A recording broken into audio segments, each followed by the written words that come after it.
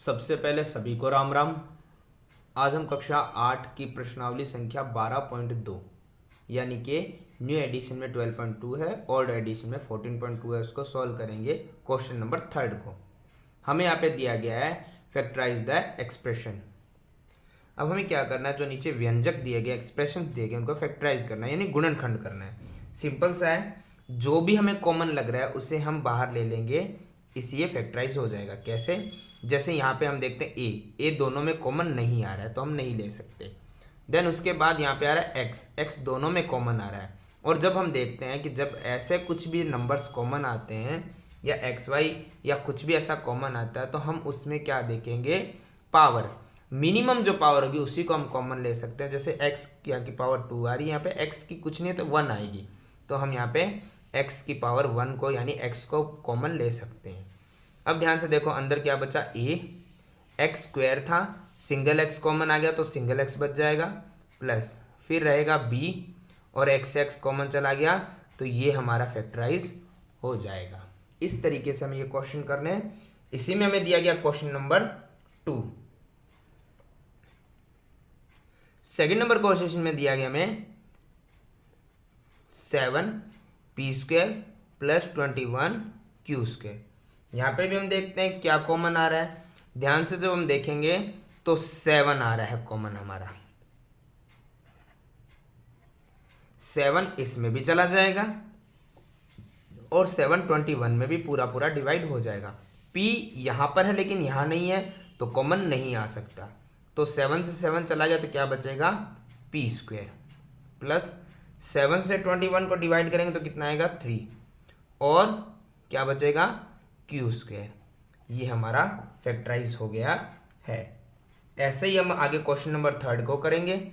बड़ा सिंपल है, इसमें हम क्या करेंगे, 2x³ plus 2xy² plus 2xz²।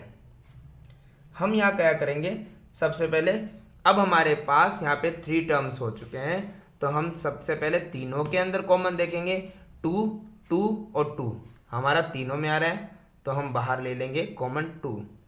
फिर x और x तीनों में आ रहा है बट हम मिनिमम पावर लेते हैं तो मिनिमम पावर क्या आ रही है, x1।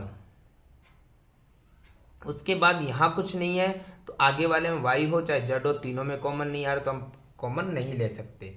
देखो 2 से 2 चला गया, x³ था, सिंगल x चला गया तो क्या बचेगा, x² प्लस 2 और x कॉमन चला गया तो क्या बचेगा, y² प्लस यहाँ पे 2 और x कॉमन चला गया तो क्या बचेगा, z²। इस तरीके से ये क्वेश्चन नंबर 3 भी फैक्टराइज हो गया है। क्वेश्चन नंबर 4 ये में दिया गया है am² plus bm² plus bn² plus an²। तो हम यहाँ देखते हैं कि अब 2 नहीं 3 नहीं 4 टर्म्स हो गई है। 4 टर्म्स के अंदर हम यहाँ देखेंगे कुछ कॉमन मिल रहा है क्या हमें, तो जब हम देखते हैं यहाँ पे a इसमें है पर इसमें नहीं है, आगे हमें देखने की जरूरत नहीं है। एक कॉमन दूसरे में नहीं आ रहा तो आगे भले ही आए, यहाँ पे कॉमन सब में चाहिए तो यहाँ नहीं आ रहा। m इसमें भी आ रहा है, इसमें भी आ रहा है, तो हम क्या देखते हैं यहाँ पे 4 टर्म्स है तो 2 टर्म्स को हम ले लेते हैं एक बार ताकि कॉमन कुछ मिल सके, वरना कुछ कॉमन नहीं मिलेगा।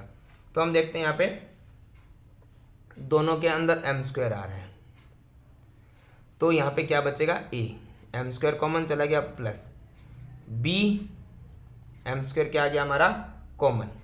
तो हम क्या करेंगे, यहाँ पे फर्स्ट 2 टर्म में हम लेंगे कॉमन और उसको सॉल्व कर देंगे। अब हमारे पास आगे दिया गया है कि इन दोनों के अंदर क्या कॉमन आ रहा है, n², तो लेंगे तो बचेगा b, n² चला गया प्लस फिर यहाँ पे बचेगा a और n² कॉमन चला गया। तो हम क्या करते हैं, जो हमारा ब्रैकेट बन रहे हैं ब्रैकेट से बाहर है और ब्रैकेट बन रहे हैं उनको देखते हैं। एक बार ये m² a प्लस b और n²। अब यहाँ हम देखते हैं दोनों प्लस के हैं और दोनों को आगे पीछे लिखे, कोई डिफरेंस आने वाला नहीं है। पर अगर हम a को आगे और प्लस b को पीछे कर देंगे तो ये ब्रैकेट हमारे क्या आ जाए, कॉमन। जब भी कॉमन ब्रैकेट हो तो हम क्या करते हैं, एक बार कॉमन ले लेते हैं, फिर क्या बचता है m², ये कॉमन आ गया प्लस में n² और ये कॉमन आ गया, तो ये हमारा क्वेश्चन नंबर हो गया है थर्ड का फोर्थ। अब हमें दिया गया इसी में क्वेश्चन नंबर 5, जो हमें दिया गया है एल एम प्लस एल फिर प्लस एम प्लस में एल। यहाँ पे भी हम देख लेते हैं सबसे पहले में कॉमन क्या आ रहा है, पहले में कॉमन आ रहा है एल, तो यहाँ पे हम देखते हैं कि क्या बचा हमारे पास m, क्योंकि l कॉमन आ गया, प्लस यहाँ पे l कॉमन आ गया तो कुछ नहीं बचा, तो क्या रखेंगे 1, प्लस इन दोनों के अंदर कुछ कॉमन नहीं आ रहा तो क्या लिखेंगे 1। 1 से किसी भी चीज़ को डिवाइड करो सेम एज इट इज़ वही आ जाते हैं, तो दोनों ब्रैकेट हमारे क्या आ गए हैं कॉमन, तो हम क्या लिखेंगे एक बार कॉमन ब्रैकेट को लिख देंगे m प्लस 1। तो ध्यान से देखो यहाँ पे क्या बचा है l, ये कॉमन आ गया, फिर प्लस 1 और ये कॉमन आ गया, तो ये हमारा क्वेश्चन हो गया यहाँ पे कंप्लीट। इसी का क्वेश्चन नंबर 6 क्वेश्चन में हमें यहाँ पे दिया गया है y ब्रैकेट में y प्लस जेड प्लस 9 और ब्रैकेट में y प्लस में z, यानी कि यहाँ पे हमारा क्वेश्चन पहले से सॉल्व करके ही दिया गया है। जो हमारा कॉमन आ रहा है उसको कॉमन बाहर लेंगे y प्लस जेड, तो हमारे पास क्या बचा है y, ये कॉमन आ गया, प्लस 9 और ये हमारा क्या आ गया कॉमन आ गया।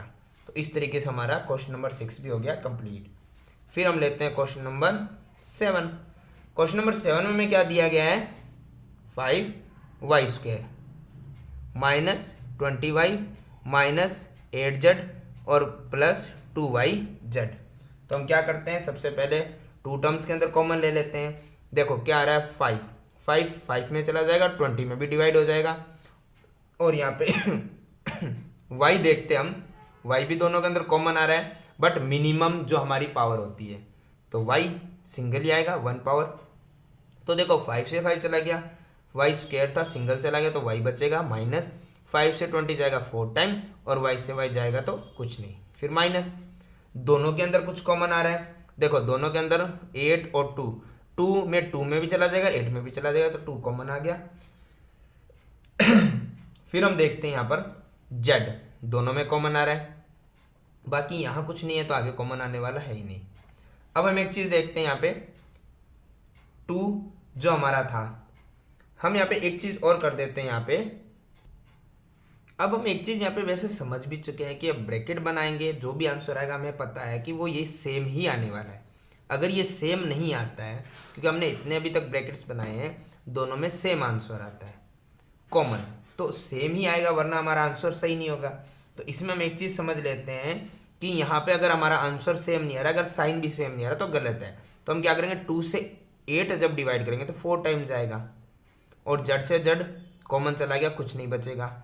अब हमें पता है कि 4 के आगे माइनस और माइनस तो क्या हो जाएगा प्लस, और 4 के आगे हमें माइनस चाहिए, तो माइनस को लाने के लिए हम क्या करेंगे बाहर वाले को प्लस कर सकते हैं, अंदर वाले को तो नहीं बदल सकते, अंदर वाला बाहर वाले से चेंज होगा, तो प्लस और माइनस क्या हो जाएगा माइनस, ताकि माइनस का 4 आ जाए। अब इस प्लस की वजह से प्लस प्लस अंदर प्लस आ गया और 2 से 2 चला गया, जड़ से जड़ चला गया, y बच गया, हमें y प्लस का ही चाहिए था। तो ये देखो यहाँ पे क्या आएगा y माइनस 4 है प्लस 2z है। अब हम यहाँ पे भी क्या कर सकते हैं, y को आगे प्लस का ही है और 4 को पीछे माइनस का ही है, तो कॉमन आ गया। कॉमन को हम एक बार लिखेंगे, क्या बचा है बाकी माइनस यहाँ पे 5y और ये कॉमन आने के बाद प्लस में 2z और ये फिर से कॉमन आ गया, तो ये हमारा आंसर क्या हो गया कंप्लीट। अब इसी के अंदर हमारा क्वेश्चन नंबर है 8 जो है 10ab plus 4a plus 5b और प्लस में 2। इस क्वेश्चन में हमें क्या करना है, सबसे पहले कॉमन कुछ लेते हैं, तो देखो 10 और 4 में डिवाइड हो जाए वो नंबर होगा 2। a दोनों में कॉमन आ रहा है, b दोनों में नहीं आ रहा तो हम नहीं ले सकते। 2 से 10 जाएगा 5 टाइम, a से a चला गया क्या बचेगा b प्लस 2 से 4 जाएगा 2 टाइम और a से a चला गया कुछ नहीं, फिर प्लस दोनों के अंदर कुछ कॉमन नहीं आ रहा तो क्या ले सकते हैं हम 1 से 5b का 5b आएगा प्लस 1 से 2 का डिवाइड 2 ही आएगा, दोनों ब्रैकेट कॉमन एक बार लिख देंगे। अब क्या बचा है 2a, ये कॉमन चला गया, फिर बचा प्लस में 1, ये कॉमन चला गया, तो ये हमारा क्वेश्चन नंबर अर्थ भी होता है कंप्लीट। क्वेश्चन नंबर 9, पहली टू टर्म के अंदर कुछ हमारे पास कॉमन आ रहा है। 2 है जो 6 में भी चला जाएगा और 4 में भी चला जाएगा, तो हम क्या करेंगे 2 कॉमन ले लेंगे। x दोनों में नहीं आ रहा है, y दोनों में आ रहा है, कॉमन आ जाएगा। तो 2 से 6 कितनी टाइम जाएगा 3 टाइम्स। y से y कॉमन चला गया तो क्या बचेगा x, माइनस 2 से 4 जाएगा 2 टाइम, y से y कॉमन चला गया तो कुछ नहीं, फिर आ रहा है प्लस। अब हम देखते हैं एक चीज, यहाँ पर हमें पता है यहाँ पर कि जब हम प्लस लेंगे तो हम यहाँ पर क्या करेंगे, दोनों ब्रैकेट सेम आने वाले हैं। लेकिन अब हम एक चीज यहाँ पे नोटिस कर लेते हैं कि कॉमन क्या आ रहा है, कॉमन दोनों के अंदर आ रहा है 3। अगर हम 3 को बाहर ले लेंगे तो हमारे पास यहाँ पे 3 से 6 जाएगा 2 टाइम्स, और 2 टाइम्स जाएगा तो हमें पता है कि यहाँ पे तो वो किसका आना चाहिए, माइनस का, पर प्लस का आ रहा है। माइनस को लाने के लिए हम क्या कर सकते हैं, बाहर हमें क्या करना पड़ेगा माइनस, क्योंकि माइनस और प्लस क्या आ जाएगा माइनस, ताकि ये कॉमन आ जाएगा दोनों के अंदर, और बाहर माइनस और अंदर माइनस तो प्लस हो जाएगा। 3 से 9 चला जाएगा 3 टाइम और x भी आ जाएगा। तो हम ऐसे कर सकते हैं, दोनों ब्रैकेट हमारे कॉमन कैसे बनेंगे, 3x आगे है प्लस का आगे ला सकते हैं, और -2 पीछे है -2 पीछे कर सकते हैं। अगर हम चाहें तो इस सवाल में एक चीज और भी कर सकते हैं, उसको समझने के लिए हमें क्या करना है, हमें यहाँ पे थोड़ा सा ध्यान देना है। अगर हम इस तरीके से सवाल को कर रहे हैं तो हमें एक चीज यहाँ पे ये ध्यान देनी है कि अगर आपको इस प्रॉब्लम से बचना है तो एक तरीका और है, और उस तरीके के लिए हमें क्या करना पड़ेगा, सबसे पहले हमें यहाँ पर जो हमारे क्वेश्चन था 6xy - 4y, उसमें एक चीज ध्यान रखनी है कि यहाँ पर हम कॉमन 2 ले सकते हैं, y ले सकते हैं, तो इसमें से तो y चला गया और 2 का डिवाइड भी हो जाएगा, तो x आगे बचेगा। तो हमें दूसरे वाले के अंदर भी x जो पीछे है उसको आगे लाना है। प्लस से आगे, बराबर से आगे पीछे तो ला नहीं रहे हैं कि निशान चेंज हो जाएंगे। हम क्या करेंगे, जो माइनस का 9 पीछे उसे आगे ले आएंगे, कोई डिफरेंस नहीं आने वाला, और 6 को पीछे कर देंगे। तो इस तरीके से करेंगे तो भी हमारा ये सवाल क्या हो जाएगा सही। अब इसमें हमें क्या करना होता है वो देख लेते हैं।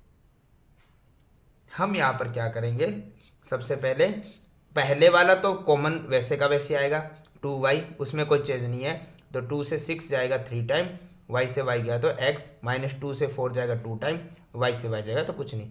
यहाँ पे माइनस दोनों में 3 का डिवाइड जा रहा है, वो ले लेंगे। अब देखो 3 से 9 जा रहा है 3 टाइम, x वैसे का वैसे अंदर आ जाएगा, और अब यहाँ पे देखना में माइनस और प्लस क्या होगा माइनस, और 3 से 6 जाएगा 2 टाइम, तो हमें यहाँ पे साइन चेंज करने की ज़रूरत नहीं रही। कारण क्या था कि हमने पहले से ही देख लिया कि आगे x बच रहा है, तो हम x वाली टर्म को आगे ले आए थे, तो उसमें हमें कुछ बदलना नहीं पड़ा, इसमें हमें बदलना पड़ रहा है, आंसर वही आएगा। तो हमें पता है जो कॉमन आ रहा है ब्रैकेट उसको आगे रखेंगे, और जो बच गया है 2y ये कॉमन आ गया, फिर -3 और ये कॉमन आ गया। तो इस तरीके से हमारा क्वेश्चन क्या हो गया कंप्लीट। क्वेश्चन नंबर 4 फैक्टराइज, फिर से गुणनखंड। अब एक चीज हम ध्यान देखते हैं, पहला क्वेश्चन हमें दिया गया है a⁴ - b⁴, पर ऐसी कोई आइडेंटिटी हमारे पास है ही नहीं, ऐसी कोई सर्वसमीका है ही नहीं जिसमें पावर 4 आती हो। लेकिन हमारे पास एक सर्वसमीका आती है, वो आती है यानी आइडेंटिटी आती है a² - b² की, जो क्या होता है एक बार प्लस में और एक बार माइनस में, जो हम क्वेश्चन अभी करके भी आए हैं। इसमें हम क्या कर सकते हैं कि फर्स्ट का हम क्या करते हैं स्क्वायर रूट करते हैं, तो a की पावर 4 है, a का तो देखो a ही रहेगा, और जो ऊपर पावर 4 दिख रहा है उसका स्क्वायर रूट क्या हो जाएगा 2, और इसका हम क्वेश्चन के अनुसार क्या लगा सकते हैं आगे स्क्वायर, माइनस क्योंकि स्क्वायर स्क्वायर 4 हो गया।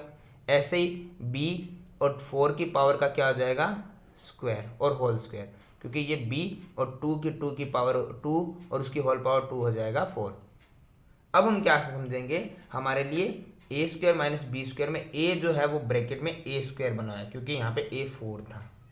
ऐसे ही b वाले के साथ भी होगा, b 4 था तो b बनेगा हमारा b²। अब हम क्या करते हैं, इसको एक बार प्लस में और एक बार माइनस में लिखेंगे, तो a हमारा प्लस में आएगा a² और b हमारा आएगा b²। इसको एक बार प्लस में और इसी को एक बार किस में लिख देंगे हम, माइनस में। तो अब हमारे पास यहाँ पे क्वेश्चन क्या हो गया है, प्लस वाला तो आइडेंटिटी इतनी होती है, वो तो हो गया सॉल्व, लेकिन माइनस वाले की आइडेंटिटी फिर से चालू हो गई है। इसको हम फिर कर सकते हैं, हम इसको क्या मान सकते हैं, ए स्क्वायर माइनस बी स्क्वायर की क्या होती है, ए प्लस बी, ए माइनस बी।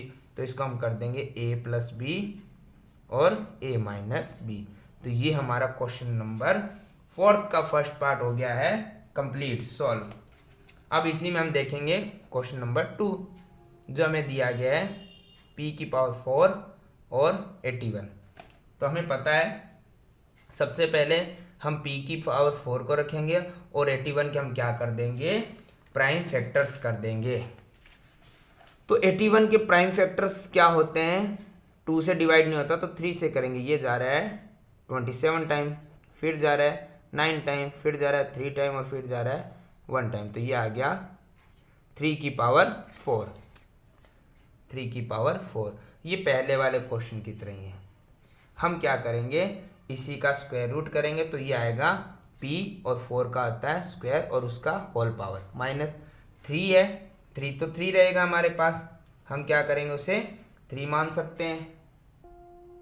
तो यहाँ पे हम क्या करेंगे, 3 है और उसका हम क्या करेंगे स्क्वायर, उसका होल स्क्वायर कर देंगे। तो ये 3 और 2 का, 3 का जो पावर है 2 और उसकी होल पावर है 2, वो हो जाएगा 4। अब हम ध्यान से देखते हैं, यहाँ पर हमारे पास फर्स्ट जो नंबर बन गया है वो है p स्क्वायर, जिसको हम a मानेंगे, और ये हो गया 3 का स्क्वायर होता है 9, जो हमारा b माना जाएगा। तो हम क्या करते हैं, एक बार इसको लिख देंगे प्लस में, एक बार माइनस में। तो ये हो गया p स्क्वायर, एक बार प्लस में 9 और दूसरा गया p स्क्वायर और ये माइनस में। हमें पता है प्लस वाला जो है वो तो पहले से सॉल्व हो चुका है, उससे हमें दोबारा कुछ करने की ज़रूरत नहीं है पहले क्वेश्चन की तरह। तो उसे हम लिख देंगे p स्क्वायर प्लस 9। लेकिन माइनस वाला फिर हो गया, इसको हम ध्यान से देखेंगे तो इसके टुकड़े कुछ ऐसे में कर सकते हैं कि p है स्क्वायर माइनस 9 का हमने जैसे अभी किया था, ये भी लिख सकते हैं, क्योंकि ये लिख सकते हैं तो सेम उसे वापस भी लिख सकते हैं 3 का स्क्वायर। तो अब ये a square minus B square हो गया है, तो हम क्या करेंगे, इसे एज इट इज रखेंगे और इसे हम एक बार p प्लस 3 और एक बार p माइनस 3 में लिख देंगे। तो ये हमारा हो जाएगा सॉल्व। फिर आगे वाला सवाल वैसे ही रहेगा, x है, पावर जब हम 4 का स्क्वायर रूट करेंगे तो आएगा 2 और होल स्क्वायर माइनस, ये हमारा a था, ये पूरा हमारा b है। इससे हम वैसे करेंगे y प्लस जेड और उसका हम क्या करेंगे होल स्क्वायर, और ये क्या आ जाएगा हमारा 1 टाइम स्क्वायर और आ जाएगा होल पावर में। अब हमें पता है ये हमारा a है, ये हमारा b है, एक बार प्लस में एक बार माइनस में। तो a हमारा x स्क्वायर है और b हमारा y प्लस जेड। तो हम क्या करेंगे, इसे एक बार प्लस में और एक बार हम क्या करेंगे, इसे ही माइनस में लिख देंगे। अब हमें एक चीज पता है, जैसे आपको पहले ही बताई गई थी, हमें यहाँ पे एक चीज ध्यान देनी होगी, जो हमारा प्लस में है उसको तो हमें वैसे ही रखना है पहले वाले सवालों की तरह ही, उसे हम एज इट इज वैसे का वैसे ही लिख देंगे। परंतु जो हमारा माइनस में है पहले वाले सवालों की तरह, इसे भी सोल्व करना पड़ेगा। फिर से स्क्वायर रूट निकालेंगे, एक्स स्क्वायर का क्या आएगा एक्स और y plus z whole square का क्या आएगा वाई प्लस जेड। इसको भी हम एक बार किस में लिखेंगे प्लस में, और एक बार इसको हम किस में लिखेंगे माइनस में। और इसके बाद हमें क्या करना पड़ेगा, इसमें हमें एक चीज का और ध्यान देना पड़ेगा, जो हमारा फर्स्ट ब्रैकेट है ये तो पहले से सॉल्व हो चुका है, इसे तो हमें चेंज करने की जरूरत नहीं है। लेकिन सेकंड जो ब्रैकेट्स बने थे उसमें हमें एक चीज ये ध्यान देनी होगी कि हमने बोला था जब ब्रैकेट के अंदर ब्रैकेट हो तो उसे सॉल्व करने का तरीका क्या रहेगा, एक्स बाहर प्लस हो जब तो कोई दिक्कत है ही नहीं, साइन चेंज होते नहीं है।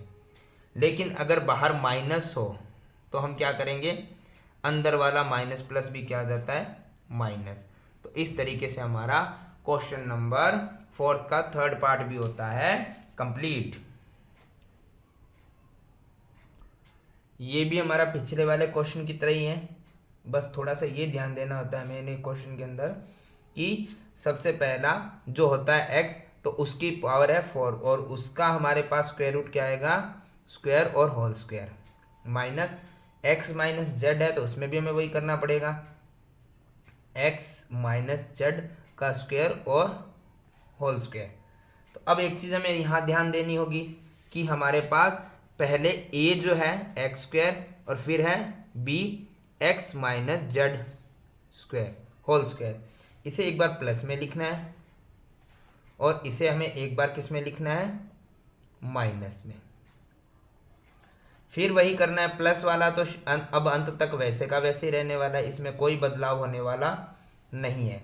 परंतु जो हमारा माइनस वाला है इसको फिर से हमें स्क्वायर रूट निकालना पड़ेगा, तो x, क्योंकि ये ए स्क्वायर माइनस पूरा बी स्क्वायर हो गया, तो ए स्क्वायर का स्क्वायर रूट क्या रहेगा, एक्स स्क्वायर का x रहेगा और x minus z whole square का x माइनस जेड हो जाएगा, एक बार प्लस में और एक बार माइनस में हम लिखेंगे।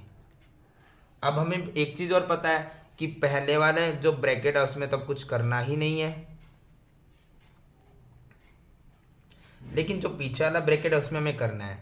हमें क्या करना है, x जब प्लस हो तो अंदर वाले कोई साइन बदले नहीं जाएंगे, ब्रैकेट ओपन हो जाएंगे, लेकिन बाहर जब माइनस हो तो अंदर वाला माइनस माइनस क्या हो जाएगा, प्लस, और इस तरीके से हमारा क्वेश्चन नंबर 4 भी हो जाएगा कंप्लीट। अभी इसमें एक लाइन और बाकी है, हमें ये समझना होगा क्योंकि इसके अंदर अभी एक्स एक्स कॉमन आ रहे हैं जो एक दूसरे से प्लस या माइनस हो रहे हैं, तो हमें वो भी सॉल्व करने पड़ेंगे। अगर ये कॉमन नहीं आते एक जैसे तो हमें ये सॉल्व करने की ज़रूरत नहीं थी, ये हमारा सॉल्व हो चुका था, परंतु यहाँ भी हो रहा है तो हम देख लेते हैं। ये प्लस और माइनस के एक्स एक्स एक दूसरे से क्या हो जाएंगे, कैंसिल। ये दोनों जुड़ रहे हैं तो इनको जोड़ देंगे। अगर ऐसा हो रहा है तो हम इसको भी सॉल्व कर देंगे, जो क्या होगा यहाँ पे तो आ जाएगा एक्स स्क्वायर और यहाँ पे आ जाएगा a minus b whole square की सरल समीकरण यानी आइडेंटिटी लग जाएगी। और आइडेंटिटी क्या होती है इनकी, a minus b whole square की होती है a स्क्वायर माइनस 2ab और प्लस में b स्क्वायर। तो हमारे पास यहाँ पे a क्या है, a हमारे पास है x, यानी कि क्या आएगा x का स्क्वायर माइनस 2ab, 2a हमारे पास है x, b हमारे पास है z, फिर है प्लस बी का स्क्वायर, प्लस बी हमारे पास क्या है जेड और जेड का स्क्वायर। तो ये सॉल्व हो चुका है। इसके बाद इसको देखते हैं, इस ब्रैकेट में देखो एक्स और एक्स प्लस होकर क्या आ गया 2x और माइनस में क्या है जेड। यहाँ पे एक्स एक्स कट गए तो क्या बचा हमारे पास जेड, जो ब्रैकेट से बाहर भी आ चुका है क्योंकि ये अकेला ही है और अब यहाँ पे अकेला बैठा रहेगा मल्टीप्लाई में। तो ध्यान से देखो एक्स स्क्वायर कितने हो गए 2x स्क्वायर, यहाँ माइनस ये क्या आ गया 2xz। अगर आप इसको सॉल्व नहीं भी करोगे तो भी कोई प्रॉब्लम नहीं है, ये एज इट इज भी आप लिख सकते हो। और प्लस में क्या आ रहा है जेड स्क्वायर और ये सॉल्व हो चुका है 2x माइनस जेड और मल्टीप्लाई में जेड, तो ये हो गया हमारा कंप्लीट। इसी के अंदर क्वेश्चन नंबर 5 हम देख लेते हैं जो हमें यहाँ पे दिया गया है।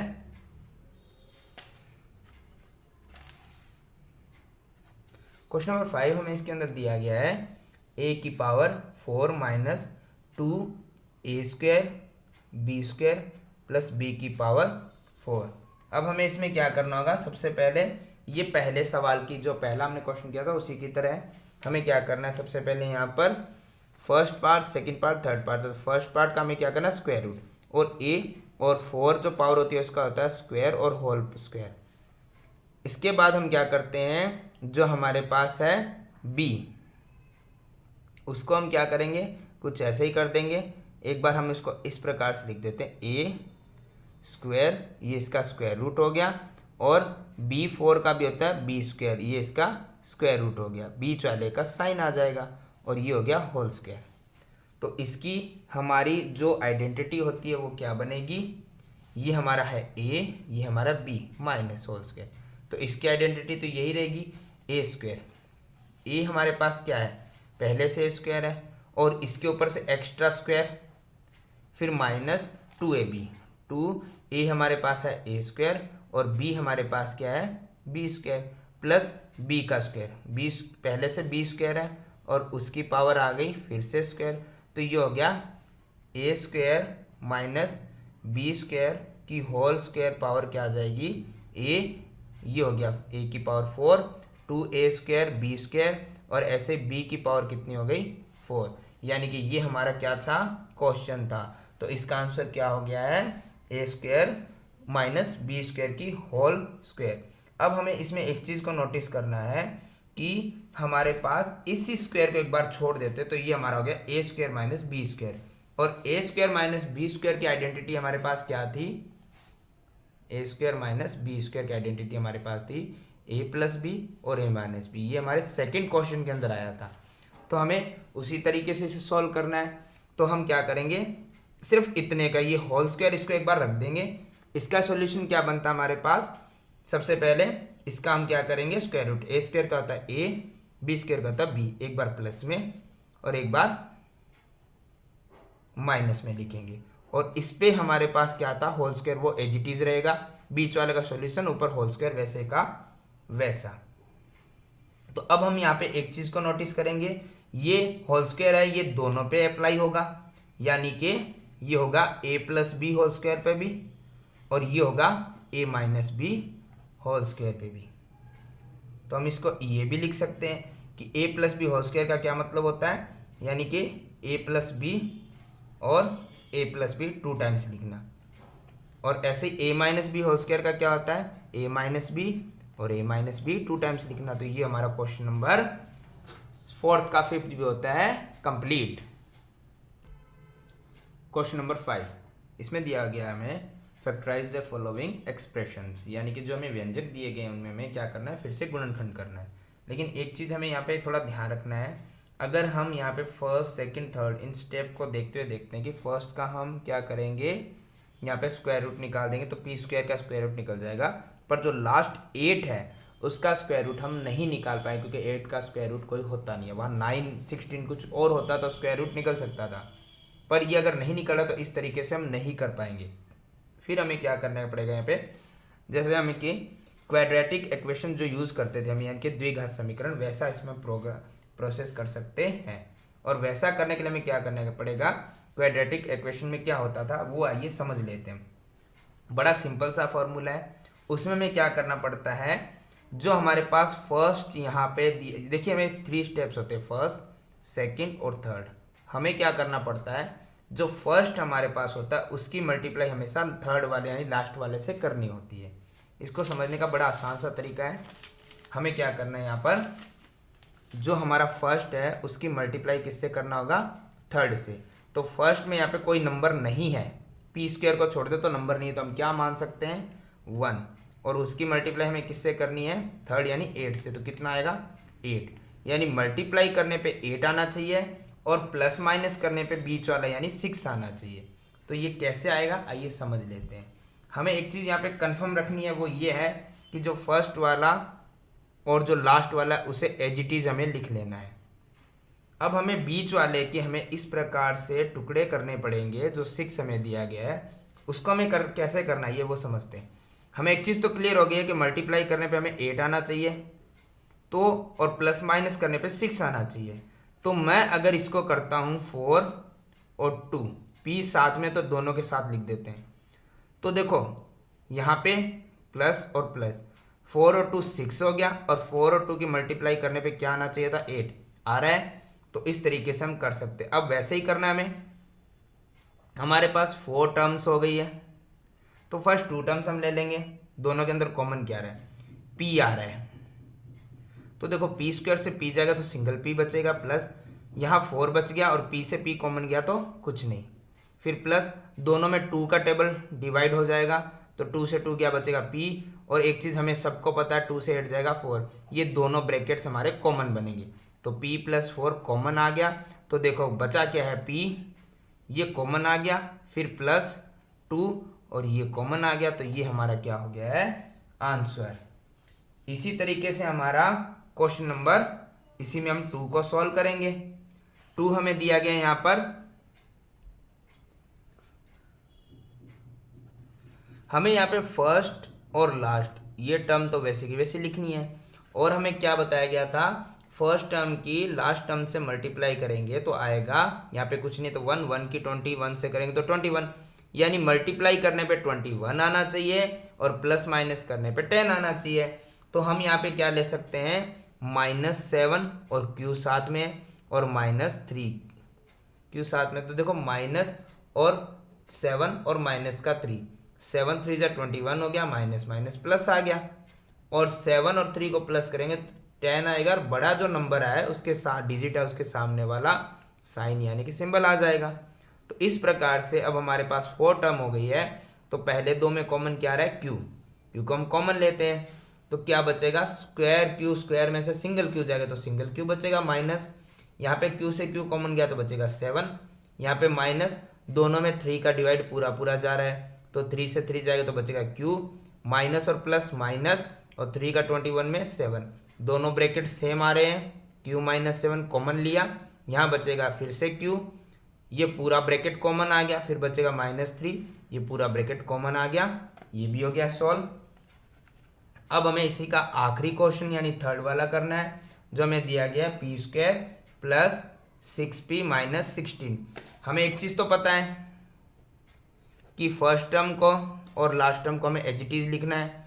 हमें मल्टीप्लाई करने पे क्या चाहिए, 16, और प्लस माइनस करने पे क्या चाहिए, यहाँ पर 6 चाहिए। तो हम यहाँ पे 4 और 2 लिख सकते हैं, पर 4 और 2 को प्लस माइनस करने पे 6 तो आएगा, पर 4 और 2 की मल्टीप्लाई करने पे 16 नहीं आएगा। तो हम क्या करते हैं, यहाँ पे लिख देते हैं 8p और 2p। हमें पता है 8 2 की मल्टीप्लाई करेंगे तो 16 आ जाएगा, और 8 में से 2 माइनस करेंगे तो 6p आ जाएगा, यानी कि ये प्लस का आ गया और ये माइनस का, क्योंकि 8 में से 2 माइनस करेंगे तभी 6 आएगा, दोनों को प्लस करेंगे तो 10 आ जाएगा, पर हमें यहाँ पे 6 चाहिए और मल्टीप्लाई करने पे 16 आ भी रहा है। अब हमारे पास 4 टर्म है, फर्स्ट 2 टर्म को हम ले लेते हैं कॉमन। तो देखो p दोनों में कॉमन आ गया है फर्स्ट 2 टर्म के अंदर, तो यहाँ पे p कॉमन लिया तो p² में सिंगल p जाएगा तो बचेगा p, प्लस p से p कॉमन गया तो बचेगा 8, फिर यहाँ पे माइनस, दोनों में क्या कॉमन आ रहा है 2, 2 से 2 गया तो बचेगा p, माइनस माइनस प्लस, 2 से 16 जाएगा 8 टाइम्स, दोनों ब्रैकेट कॉमन। तो देखो क्या बचा है, p, ये कॉमन, फिर -2 और ये कॉमन, ये हो गया हमारा क्वेश्चन नंबर 5th का थर्ड, और एक्सरसाइज हमारी ये हो गई है 12.2 कंप्लीट।